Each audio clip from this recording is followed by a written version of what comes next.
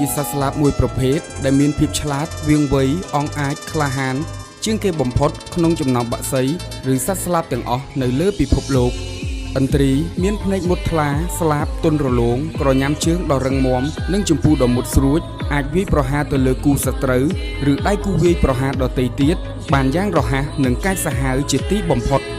គ្រប់បក្សីនិងសត្វស្លាបទាំងអស់តែងតែកោតខ្លាចអំណាចនិងអានុភាពរបស់ឥន្ទ្រីមិនតែប៉ុណ្ណោះឥន្ទ្រីមានទម្លាប់រស់នៅទម្លាប់ហោះហើរនិងទម្លាប់រកចំណីរស់នៅចិញ្ចឹមជីវិតខុសពីបក្សីដទៃទៀតគ្រប់ទម្លាប់ប្រចាំថ្ងៃរបស់ឥន្ទ្រីសុទ្ធសឹងតែពោរពេញទៅដោយភាពឆ្លាតវាងវៃអង់អាចក្លាហានច្បាស់លាស់និងមោះមុតជាទីបំផុតដែលកាន់តែពិសេសជាងនេះទៅទៀតមានទម្លាប់អស្ចារ្យមួយចំនួនរបស់សត្វឥន្ទ្រីដែលមនុស្សគ្រប់គ្នាអាចរៀនសូត្រតាមបាន